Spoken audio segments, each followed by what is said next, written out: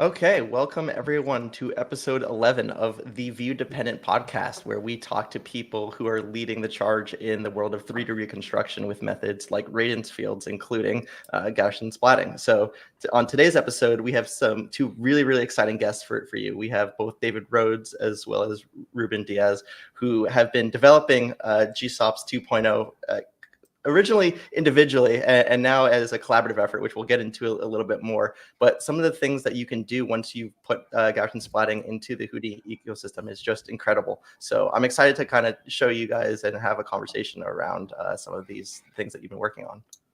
Also, welcome from my side. I'm really excited to have you here and to see what you guys are lately up. And I think you have some nice surprises for us. Yeah, it's great to be here. Thank you guys for the opportunity. Yeah, absolutely. We got to get the word out. Yes, exactly. And so starting that, let's go into your background. What were you guys doing before you found out about or discovered like Radiance Fields? And, what kind of made you interested into the world of 3D? Oh, you want me to go for okay. So my background is in video game development, visual effects, robotics. I've kind of done a little bit of everything in interactive entertainment. I got a lot of experience with animation and digital doubles for games primarily. And, I'm always learning and pushing boundaries. And so when I saw 3D Gaussian splatting, I was like, okay, this is transformative. This is the next thing. And it kind of just snowballed from there. Yeah, in my case, I guess since very little, I've liked to make my own toys and play with them. So I think that trend has carried over to my career one way or another, because I love to build cool technology, but selfishly also because I love to use it myself.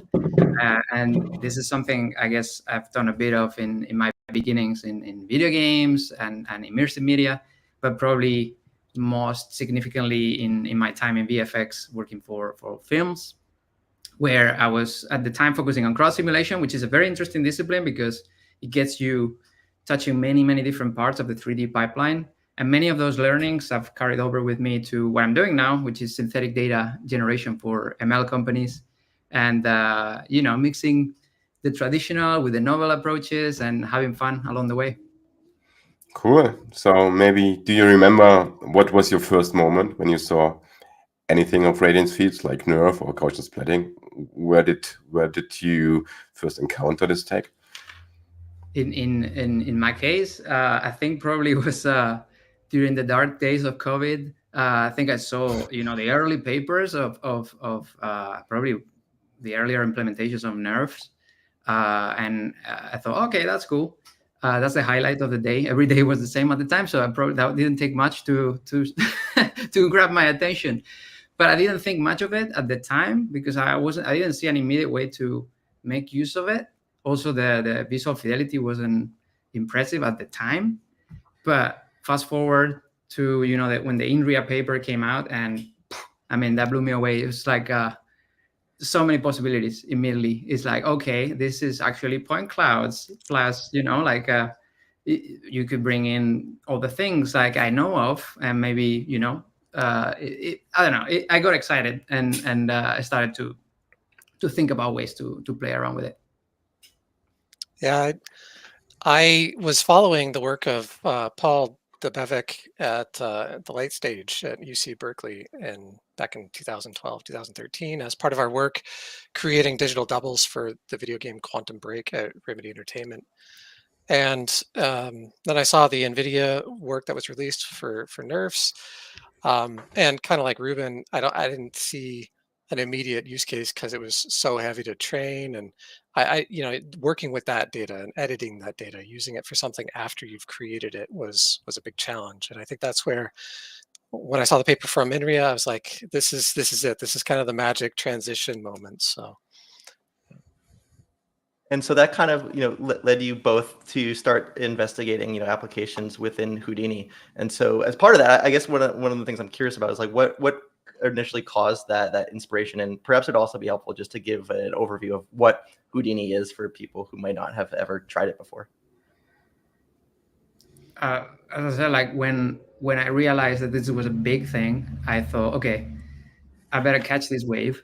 And my way do that at the time, or how I interpreted it. It's like, okay, I'm going to try to bring this into a world that I know. And that was Houdini for me at the time. And for those who don't know much about Houdini, Houdini is it does so many things that it's hard to it's hard to summarize what it is these days.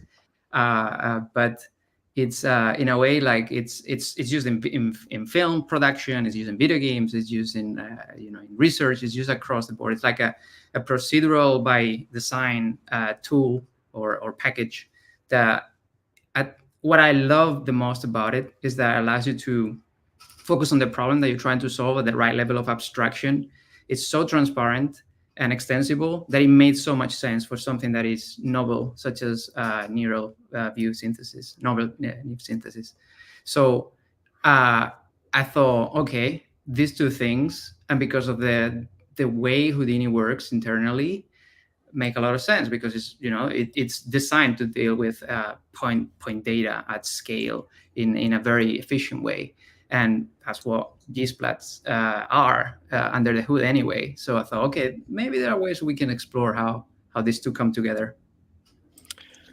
Yeah, I think I would describe Houdini almost to be like an operating system for data, specifically data that's usually representative of geometry. And Gaussian splatting being a point cloud is exactly what Houdini was kind of made for, right? Like processing millions and millions of points, all with their own attributes and data, and being able to run each of those through non-destructive workflows with like a node-based graph, and also a shader-like language called Vex, which allows you to perform all kinds of operations on that data.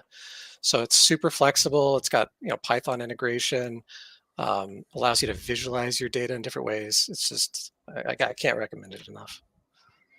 So is it currently a hobby or a side project, or what is it? How are you associated with Houdini? Yeah, GSOPs is totally a side project for both of us. I kind of started work on GSOPs 1.0 in the latter part of last year, and kind of just kept working on it. There was a Houdini SideFX tech art challenge for like best utility, and I was like, well, I might as well try to enter it into that. And that was kind of my motivation to actually just get it out there in the public and open source it on GitHub, because that was a part of the requirements. And it won third place in the competition. So I was like, okay, there's something here. People are really excited about this. And it kind of kept going from there. After I saw Ruben's post on LinkedIn about the renderer, I was like, this is the missing piece, the piece that I wish that I had. And it's not my specialty doing the sort of the rendering side of things. I'm more of a pipeline and tools developer.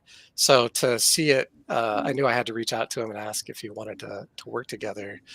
And thankfully, he's a great guy, and we have a lot in common in terms of our goals. So it worked out really well.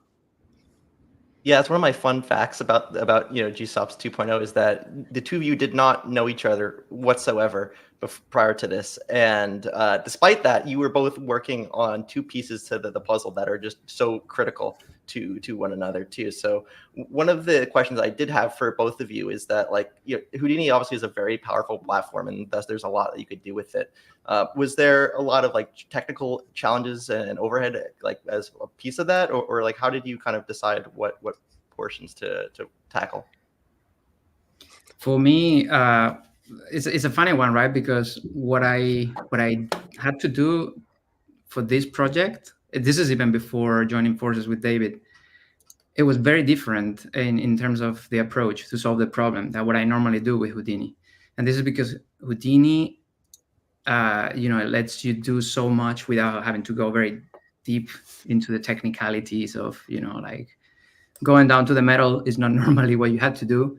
But here I had to do a bit of that. So my challenge, and probably the biggest one, is that in a way I was learning two things at the same time.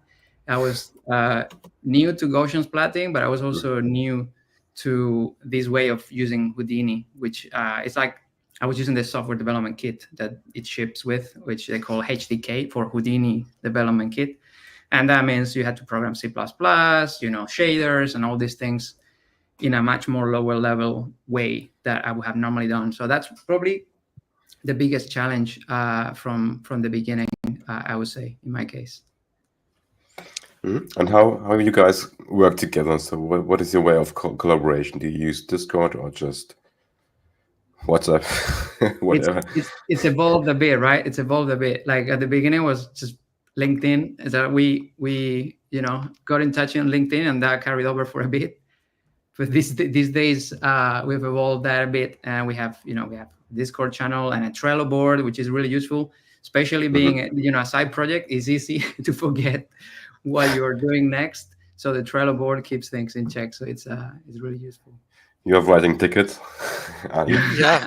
Yeah. I mean, it's easy to have ideas and to make prototypes, but it's more difficult to turn those things into tools and technology, especially that are meant to be shared for people with varying skill sets, people with different backgrounds and experience, or maybe even no experience using SideFX Houdini. And project management just became a necessity for us to actually manage the complexity and the communication.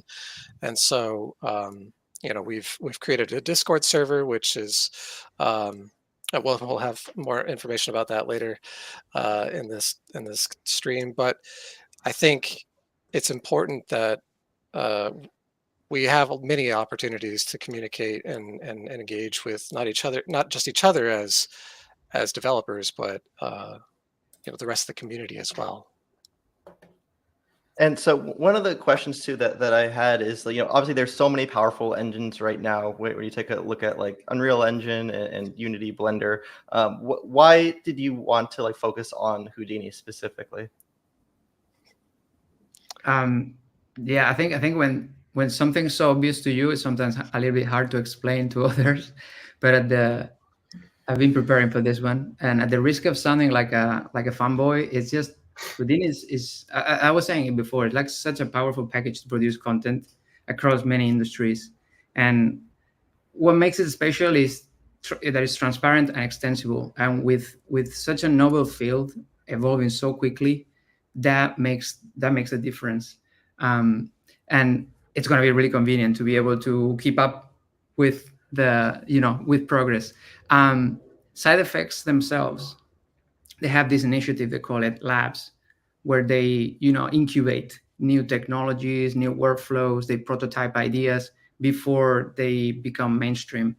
So that's what we're trying to do here, and it wouldn't be possible or easy to do elsewhere in the way we're doing it with GSOPs in Houdini, because it's, as I said, it's super extensible. We see it as a playground, just as labs is, but dedicated to the field of novel view synthesis.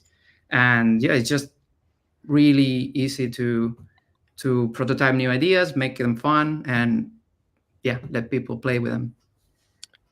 Yeah, for me, I think it's the ability to work non-destructively and also dependency free, sure. Right? Like in this space that's moving so rapidly, there's like 2 or 3 new research papers at least a week or a day in this field. And all of these have different dependencies, and the complexity can get quite big, even with just a few of those projects that you want to kind of put together, like Frankenstein's monster. But with Houdini, you can experiment and play with all of the tools that they've built over 30 plus years of experience developing the software and working with clients in all kinds of industries. And so to be able to use the shader code I mentioned, Vex and OpenCL and Python, and all of the nodes and technology that they've built around like volumetrics and VDB, that's special to have access to all of that right out of the box. So my question is, I don't know anything about Houdini. So if I would like to start with your plugin, what does Houdini cost me? Is this something like a community version which you can download and run on your computer for free? And the second question would be, how much does your plugin cost? Yeah, for that, go ahead. Houdini offers multiple license types, and all of the work in GSOPs currently is licensed under what's called Houdini Apprentice. This is a free for education and learning purpose license, so you can't use it for commercial products or make profit off of it, but you can download it and get access to pretty much all that Houdini offers for your own personal education. Mhm. And GSOPs is a part of that. It's open source. GSOPs is open source on GitHub, so it's free. The only thing is that you have to have a curiosity and a will to learn new things. So we've kind of spoken a little bit now about some of the things you can do with Houdini, but I think it would also be just as nice to kind of see a visual representation of it in action Sure. in Houdini. So we have a little bit of a demo here, and yeah, can you just take us through what we're seeing? So this is one of the earlier, well, I was using for the renderer side of things for a long time, just the stereotypical data set that the INRIA paper came with. So when I had the ability to get my hands on dynamic, something dynamic like what we're looking at here, this was provided by Infinite Realities, and this was a game changer for me to prototype new workflows quickly. And what we're seeing here is just, if you maybe stop around here, is that once you have the Gsplat loaded, like the approach that we wanted to take is don't make me think more than I need to, in the sense that once you have the Gsplats represented as points, then it's Houdini, standard Houdini, as you would normally use it. And here I'm just copying the Gsplats around, just changing the layout, as I would not do probably for a crowd shot. This is a very basic example, of course, but it's no different. You could use it in the same way. And the earlier example, for instance, was prototyping. When I was changing the camera properties, it was just a fake motion blur example, just a bit further, which is just an example of a bit further. Yeah, here I'm just 2 nodes, a little bit of Vex, the scripting language that David mentioned earlier, just to do like effects in the viewport that would be normally mean that the artist had to render, wait for a bit, see the result, back to the beginning. And that's just an example, but field of view effects are things that we're thinking about that would be implemented very easily as well. So you're able to get fully dynamic representations here within GSOPs, right? Yeah, exactly. That's if for those curious about what that data looks like on disk, it's just a sequence of PLYs. So you just load them over time for one given frame, just play the next. And for the motion blur example, I was just cheating a bit with interpolation of the different samples and getting that result. Maybe we can stop here for a moment, because I was curious about the plies you are having for, let's say, 300 frames. You have 300 plies, right? And you are loading them in. So because I saw the frame rate jumping, right? It's really, really jumpy. So you're pretty much not compute bound here. You are IO bound, because you have to load them in and show it, and then you do it like 300 times to have a sequence, right? Yeah, that's a good way to summarize it. Like I guess what you're asking is if the bottleneck is IO. Yeah. Or yeah, it is. I mean, there's a bit of a bottleneck as well to update the data that you send to the GPU every frame, but it's more often than not a problem with loading the data from disk, preparing it a little bit, so it's understandable by Houdini, but by Houdini GSOPs, but that's part of what the importer does. And normally what we would encourage is just maybe you cache it like temporarily, so you don't have to read from disk all the time, or there's all sorts of ways you could deal with that bottleneck and try to mitigate it a bit. Yeah, Houdini. Yeah, go ahead. Houdini has a lot of tools built in specifically around caching and using the cache data, because this is a common problem in the visual effects industry for sure, especially with dealing with like volumetric data, simulations of fire and smoke and whatnot. So it kind of slotted in naturally to just read, a file that is hundreds of megabytes per frame and then cache it so that you can actually work with it and render it in different ways. Yeah, it's quite interesting because in research, people try to cope with the problem, have an initial point cloud, and then just save the delta, like the deformation of the points, right? But here it's like a sequence of PLI files, which is, I mean, it works. It looks very good. That is one approach, but you could, and I think there's an example later that they will talk about. You can also take that approach. We just load that in static point cloud and deform it, by a rig or else. Yeah.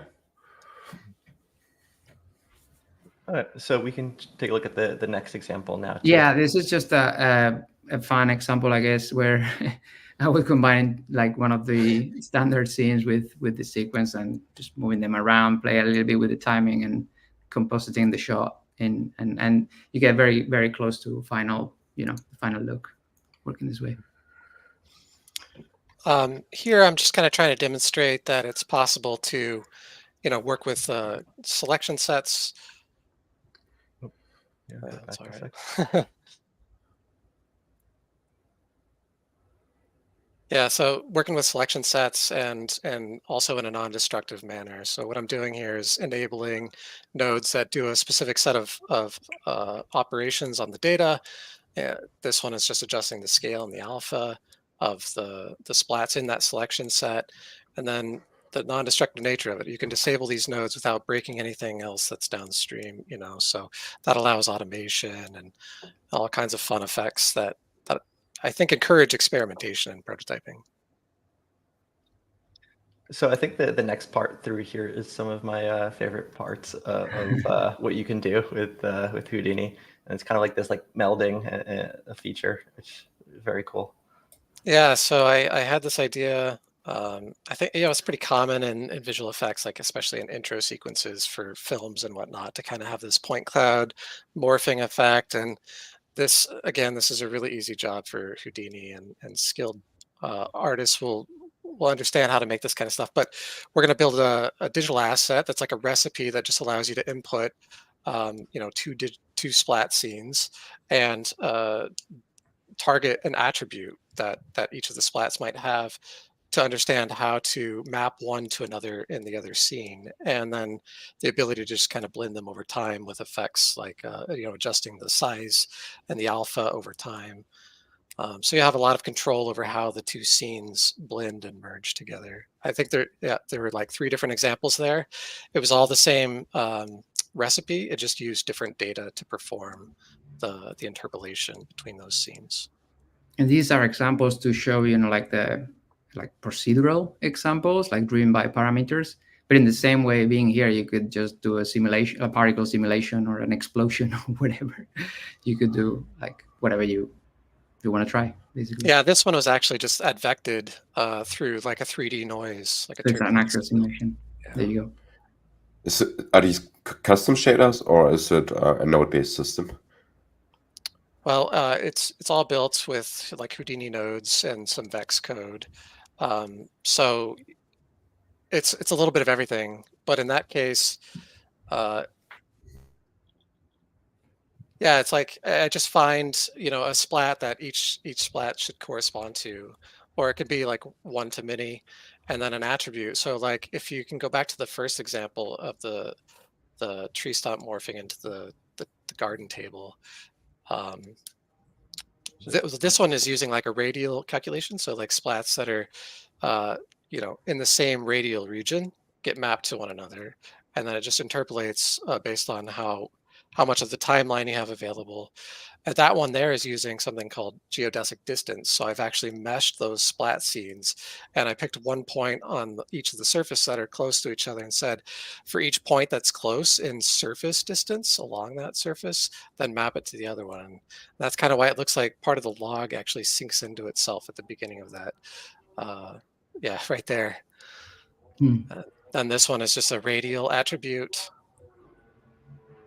And then this is, like I mentioned, a turbulence field.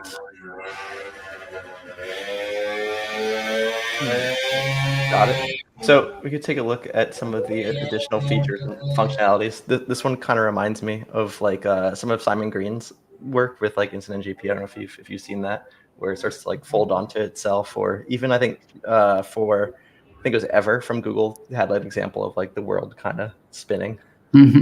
Yeah, so this was inspired by the movie Inception, of course, and I was like, well, what if I could just replicate this Inception-like effect very quickly from some drone footage?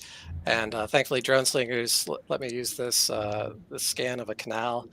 And here I'm just I'm deforming the splats based on the points on that grid using radial basis function to interpolate the splat attributes or the data on the splats, including their position, rotation, and scale, and all of that. And so we had a question as well asking if a conversion of a common VDB fire simulation with pyro-baked shader settings into splats, is that something that would be possible? Yeah, actually, there's a tool in GSOPs 1.0 already called Generate Training Data.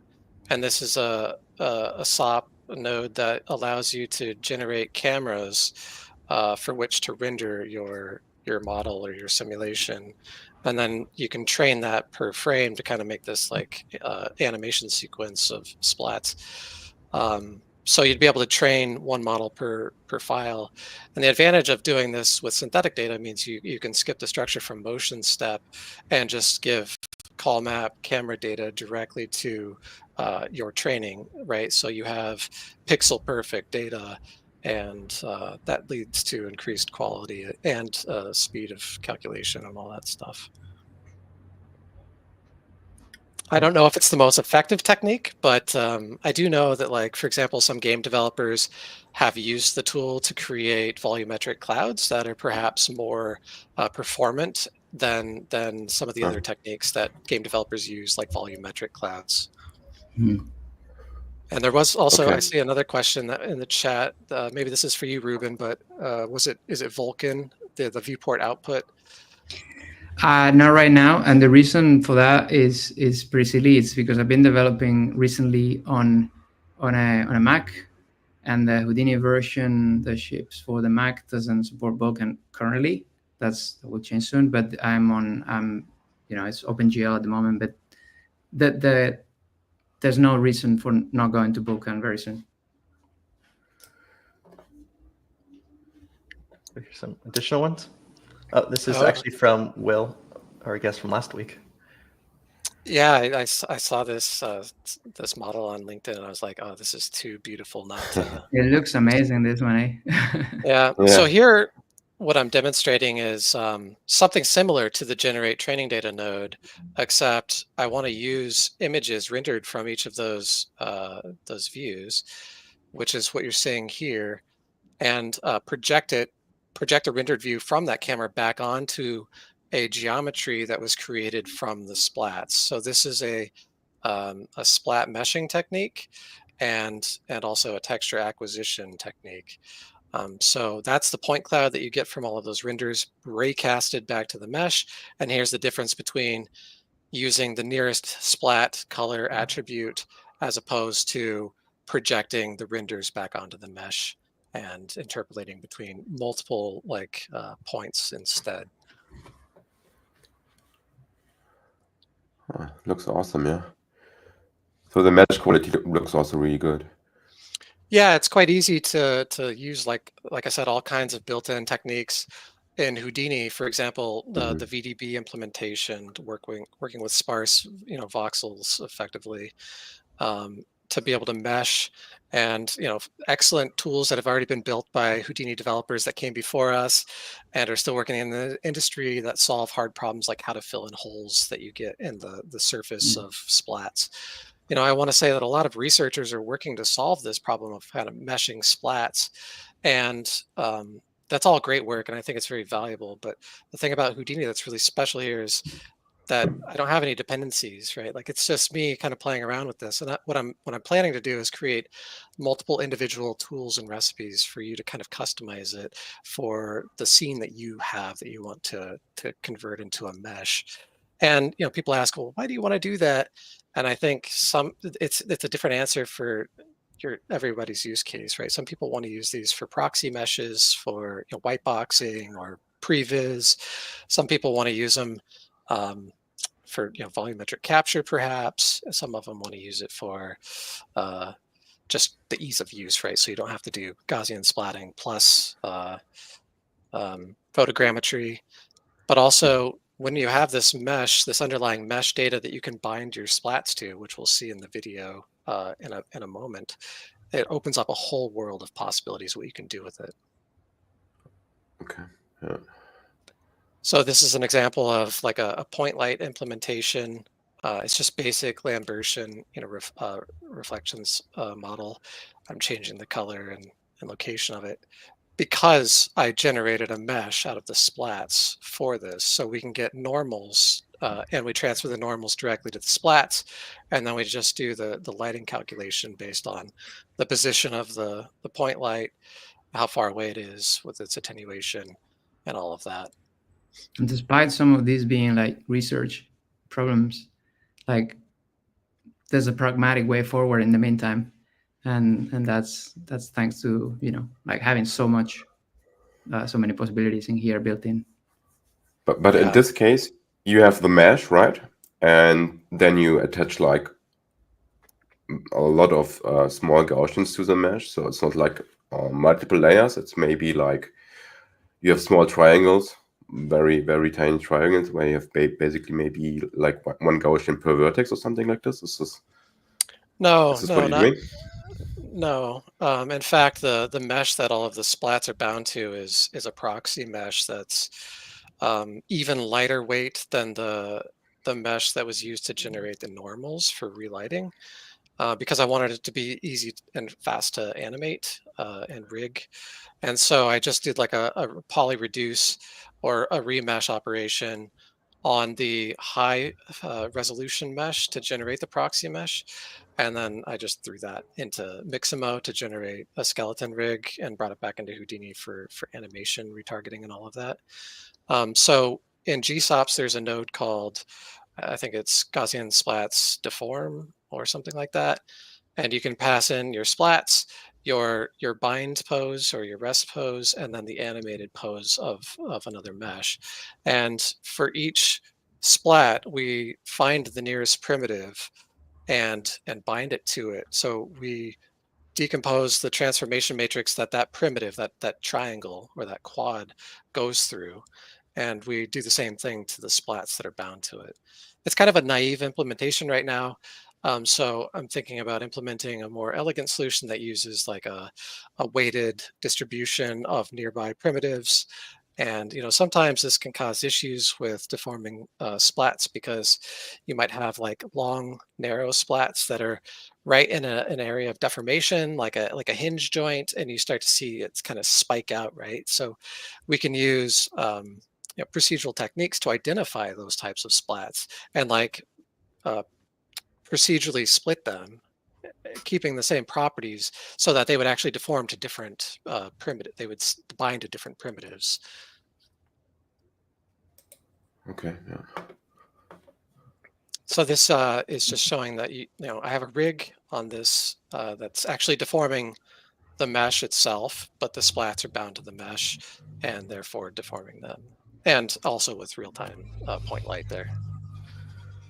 Yeah, this one also coming up is also one of my favorite examples from this video that you put together of the flower blowing in the wind.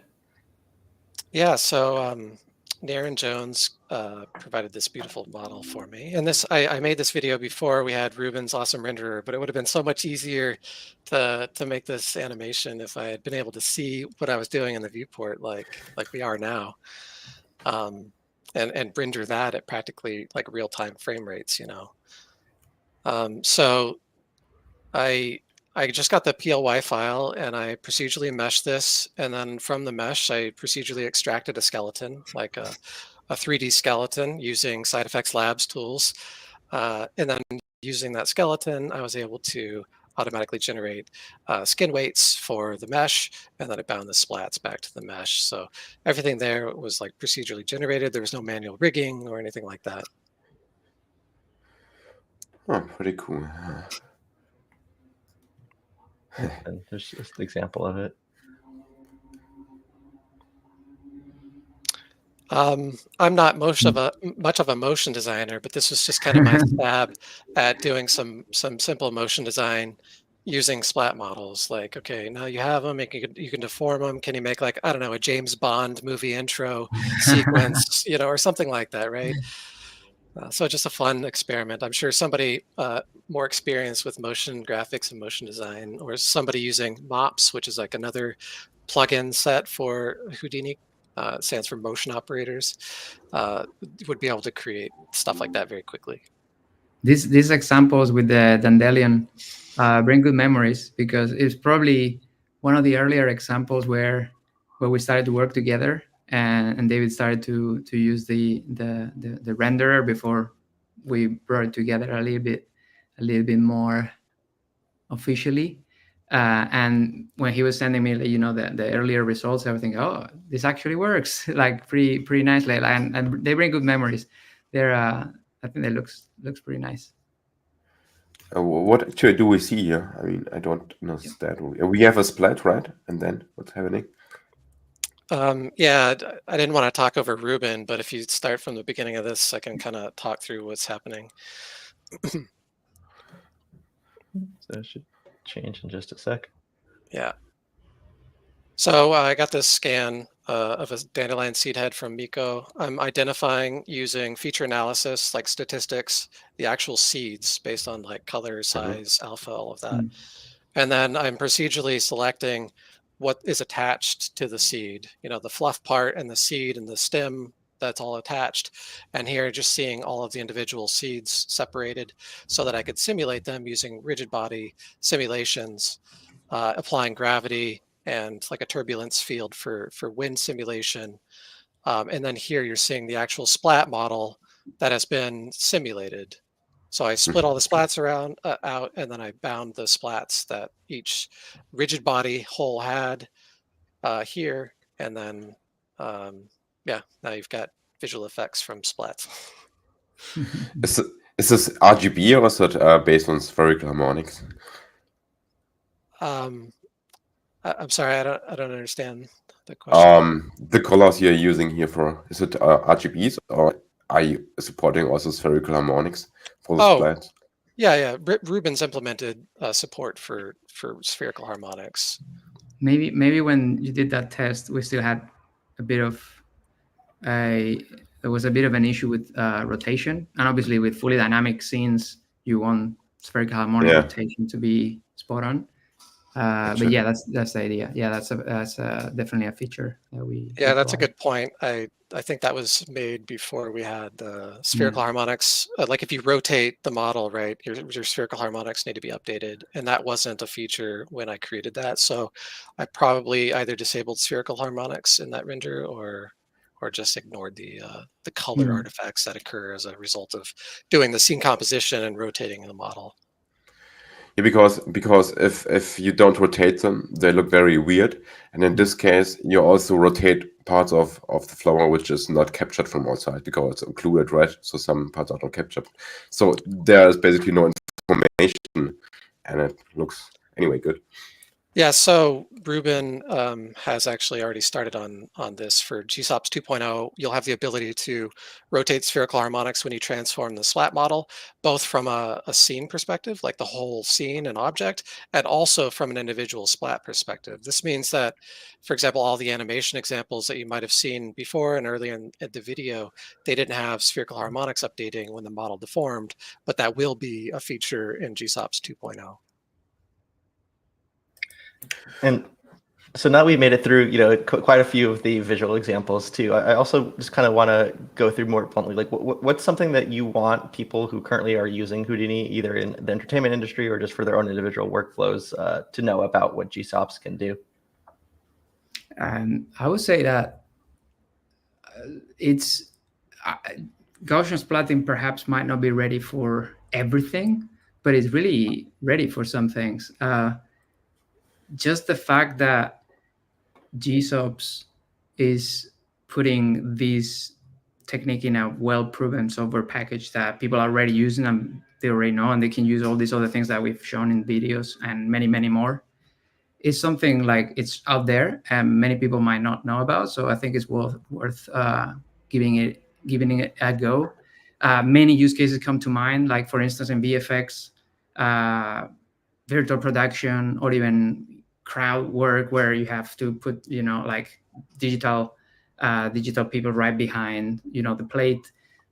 Traditionally, we would use maybe 4D classic reconstruction methods. Why wouldn't we use Gaussian splatting now? So it's pragmatically ready to be used. Obviously, it doesn't solve all problems, but I think, yeah, I would invite people to start playing around with these things. David, I think you're muted. Yeah. Thank you. Yeah, I think Gaussian splatting for like the visual effects and entertainment industry is really interesting. And it's important for two reasons, because we're opening up the doors to manipulate these radiance fields, right? And that's difficult to do because most of the tools, pipelines, workflows that we've established over the last 30 years are around polygons and triangles and textures. So we have to shift our paradigm. We have to think about this problem in a new way, and we have to build tools that can bridge the gap between these two technologies and let people use them in ways that they are used to, on top of some innovative new things that can be accomplished, right? And I want to mention that, like, this doesn't stop with Houdini viewport renders, which is what you've seen in the demo, but that other developers are already working to implement this, like with ray tracing in Karma and LOPS, which is like universal scene description based technology, which is like a whole other thing. But it's only a matter of time until this stuff is like embedded in the foundations of all computer graphics that we're like working towards and building. And yeah, to Ruben's point, for like the non-believers or the skeptics, right? Like maybe just try it, because you might be surprised that the distance from where we are now to production-ready tools isn't as big as you think it is. Yeah. And even if it won't get you the production quality you need, it speeds up our iteration time so much, because you can visualize and see what you're doing all in like real time. And you don't have to do these, pre-renders to make sure things are working as you expect, or have to do a 2D and a 3D kind of pipeline. Now you're suddenly just working with everything in 3D, including your cameras. Yeah, so I think it has huge implications for pre-production, especially. We'll have more accurate and useful pre-productions, being able to visualize data. You can do scans from where you do your film shoots and use those in all kinds of pre-production phases, right? Are you already supporting something like image-based relighting? So, for instance, if I mix different splats, which I recorded from different scenes, right? The light is baked in, and you want to put it splat into another scene which has different splats. Is there a possibility to match the lighting? Yeah, absolutely. There is a node in GSOPs currently called Gaussian Splats Relight IBL or something like that. And it takes in like an HDRI, EXR image, and will relight the splats based on their normals, right? So again, you have to either provide your own mesh or use the coarse meshing utilities that'll be available in GSOPs 2.0 to create that mesh and transfer the normals back to your splats. But then you can use the image-based lighting utility that's been developed to kind of do that. I will note it's not physically based rendering, on the IBL stuff. It's just it's like prototype code that I threw together, but for a graphics programmer that knows what they're doing, you'll be able to solve all of these problems and have like accurate image-based lighting. And so we have two follow-up questions. One of which is, what are the biggest current restrictions that you have? And the second is, how big are the caches, for instance, from the one with Henry and his family? How big are they? Sorry, the caches. Caches that we bring in, or for the man with a kid demo. First, That's a very good question. I would need to check. I cannot remember off the top of my head. It's Yeah, I probably a guess. couple hundred megabytes per Yeah. frame. Yeah. So it's a bit. So for instance, like for that one, when not in the example that we showed in the video, but I was pushing it a bit to see, can I do a crowd with this? Like a small crowd of I think in the video I show like 7 to 10 characters, but can I do 100? Can I do 200? And with that, you can work already. You can do, real shots.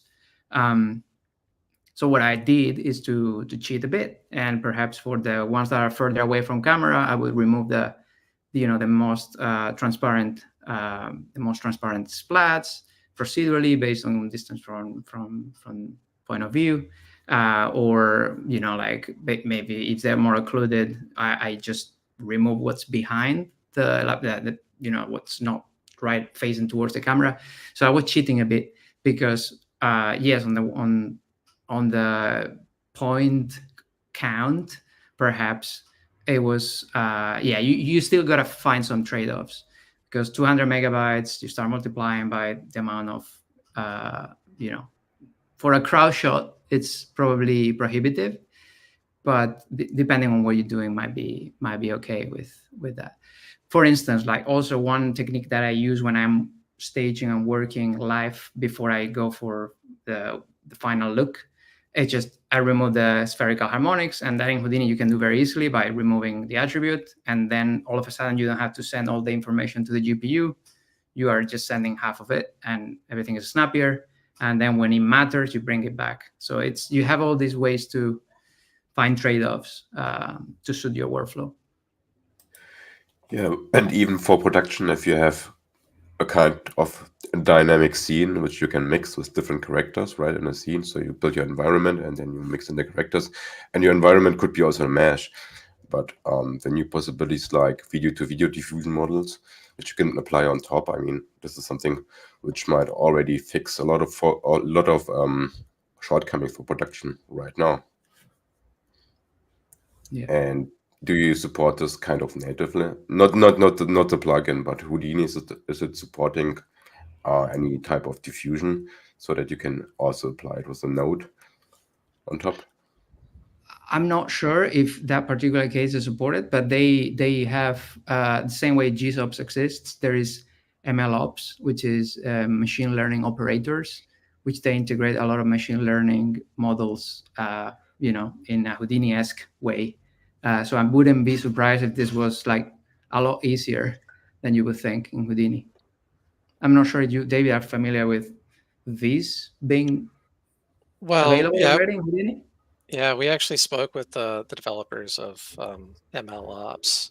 Yeah. Because we were talking about like a collaboration between us for doing things like, model creation from text prompts or image prompts and turning it into Gaussian splats that you have in Houdini and then can work with, and all kinds of stuff, right? Like infill and in painting and you name it, right? But that's we haven't taken that anywhere as of yet, but the future is bright, I would say. And is it still a side project? I mean, it reads like it's gonna be bigger than a side project, because I mean you are investing so much work into it. Yeah, I wish I had a bit more time. I mean, it's very exciting work, and it's sometimes frustrating because like it's a weekend thing at the moment after work here and there when I have a bit of time. But there's so much to do, indeed. There's so much to do, and it's really exciting for sure. Yeah, I mean, if somebody wants to pay us to develop this full time, sure. like we're totally up for it. But yeah, it is a side project, and at the same time, we're trying to grow the community and get other collaborators involved, right? Like people who do see the potential of this technology and this platform for creating tools for not only existing Houdini users, but perhaps for newcomers who are really interested in Gaussian splatting and Radiance fields as well. If we can make the tools and the UX sufficient enough, then I believe we can actually bring in a new audience too. Yeah, and so how are you currently getting feedback from like the larger community of people? Is it just through, LinkedIn and other social media platforms? So up until now, it's been pretty, at least in my case, it's been pretty ad hoc. Like someone that I know who's better, testing it, or like LinkedIn or ideas that randomly pop up here or there. But we want to formalize that, and I think maybe it's a good time to mention that we are, we are setting up a Discord server for the GSOPs project, and as soon as David hits go, I think it's ready out live. Yeah, actually, I think all we have to do is drop the link into the comments. There you go. Yeah, so we have a Houdini Gaussian Splatting Discord server that we've kind of been using internally for a while now, but it's time to open it up to the public. For sure. Because we want your feedback. We want you to help us, make these tools even better. And if you watched the demo earlier, that's just like scratching the surface, I think, with what's possible here. And as soon as we start getting more people giving us their feedback, their ideas, and also helping us to develop this ecosystem, I think we only have up to go from here. And go ahead, Janusz. My question would be if you are also training splats, or is it currently importing splats you trained with Nerve Studio or with any other software? So far, we've only focused on consuming the data, other than some of the features that David mentioned before that GSOPs 1.0 already had to generate synthetic data. But mostly for training hasn't been like an area of focus up until now. But it's certainly possible. I mean, you have everything there, the GPU and so on. If you can render out really complex scenes, right, in a couple of hours per frame or so, you could also train a Gaussian splat. For sure, yeah. Yeah, I mean, I'm not a researcher either, but I have a feeling that it's only a matter of time until you can actually just skip the whole image to splat, process and just like analyze and evaluate geometry itself. Like, especially if you're talking about like synthetic data sets, right? Like if you want to convert synthetic data to Gaussian splats, just analyzing the geometry directly. So imagine you have, your entire environment or scene in Houdini and you're just like run an internal process to turn it into a splat model. I think that would be really cool. Yeah, there's also a very interesting project that came out earlier today called Brush, which allows you to train splats in your browser, which it's pretty crazy. And I just started diving into it just like an hour ago, but it could be a very interesting pipeline. Though I am curious though about you talking about like the synthetic data generation and similarly how we spoke about the professional use cases. I'm also curious about the research-based ones too, and how researchers could be leveraging GSOPs in their workflows. I think in a big way, because we're talking about highly photorealistic images here, and in synthetic data for training machine learning models, more often than not, you want as small of a domain gap as possible. So I think this is a way towards that. So for sure, that's for research, that's one thing that's a selling point. But there's also other things like of being inside Houdini. It's just, as David mentioned earlier, like Houdini is built to, it's like an operative system to process data, but it's also very transparent in the way it's presented. So you can, do data visualizations that are very convenient. You can look at the actual numbers in a way that other software packages don't make easy. So it's very, very transparent. And I think for researchers, there's a lot to be explored here. Yeah, I think with hooks like built-in Python and NumPy support, OpenCL, you can write your own kernels. The Vex-like shader language. There's a built-in procedural dependency graph, PDG, or TOPS, task operators, which allows you to do dependency management and automation, batch processing. But yeah, really the ability to debug and visualize it at various steps of your implementation, I think that's the most valuable part of Houdini for this type of research work. And so I'll go ahead. Go for it. Okay, so my question would be if you have a roadmap for the next version, 2.0, or maybe beyond. So we don't have a roadmap per se, at least nothing finalized yet. Like we don't have a release date for GSOPs 2.0. I've kind of been teasing it to gauge some more interest from the community, and also to kind of just keep myself motivated and like going on this project with an end goal in mind, right? But we do plan to release, we're currently calling GSOPs 1.5 in the next couple days, probably Monday or something like that. And the goal of this is just to bring Ruben's renderer work, which is in a separate Git repo, into GSOPs as a submodule, along with updated usage and installation instructions for how to kind of have this as a whole package. That way, we simplify the installation process, and once you get this version, it'll have everything you need to get up and running. So there's been a lot of effort in, as I mentioned earlier, like especially during the earlier phase of the collaboration to make everything compatible. It is today, but this even one, now we could take it many steps forward, but one immediate step forward is right now the renderer side of the equation functions as it's easy to set up. You just put down a node and visualize the results straight away. But we want to even remove that bit of friction where if you put down the importer, bring in a PLY into Houdini, and boom, you see the results straight away. So it's not like we have a node that knows how to render. It's that as long as we bring in the primitives that we've called G-splats inside the ecosystem, they just function. Houdini knows about them, just the same way it knows about how to render a sphere or a cube or whatever. It knows how to render this. So it's just one less node that the user needs to put down. So the overall goal is to make it so the user thinks about the creative process and what they want to achieve, but not about wiring things up. At the moment, it's very low effort, but it can be even better. Yeah, so I think a focus on the user experience in general, and that's something that's, as a Houdini developer, I think making good tools like digital assets for Houdini is very much like writing an SDK or an API.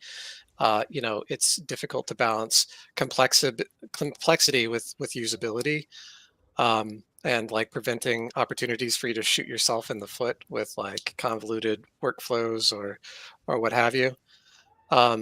Yeah, and I didn't answer the question about like what kind of things we want to do in the future with GSOPs 2.0, but some of the things that I've teased are like improvements to the deformation, deforming splats with a mesh, and solidifying that, removing artifacts during deformation. There's also a lot of the lighting stuff that was shown is kind of prototype right now, but turning that into more of a native experience. So like if you actually add a Houdini point cloud or directional light, then it actually it uses that data as well. So you're not just working with some like two different lighting systems as well. Coarse meshing, of course, is a big topic and push for GSOPs 2.0 because the coarse meshes allow us to do a lot of different things with the splats. But many more, right? Like improving the selection experience. Like right now, you had to go back to the points and you're not able to select the G-splats directly. We know how to solve that. We just haven't had the time. And many more things that will come. We just need to understand what people want to see first and then just, solve those problems.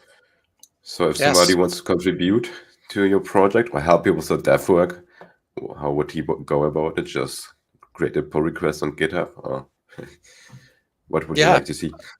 Please join the Discord server, the Houdini Gaussian Splatting Discord server, and the GSOPs repo or the Gaussian the Splats renderer repo, and make a pull request or open up a ticket with like a feature request. In the Discord server, we do have like bug reports and feature requests for this kind of stuff as well. I will encourage like a little bit of a discussion, like in Discord ahead of time, just in case maybe we are already working on it, or there's some parallel effort elsewhere, or maybe the solution doesn't fit the, like with other developments. But for sure, yeah. Yeah, good point. Awesome. Well, I think we're pretty much just at time at the top of the hour, but yeah, no, I wanted to say, thank you so much for both of you for coming on the show today and talking about Thank you for GSOPs. having us. Really, yeah, absolutely. Thank you. It was a lot of fun. Thank you. Thanks a lot. All right. Well, Our pleasure. we'll see everyone back next week as well, next Thursday. So thanks so much, everyone.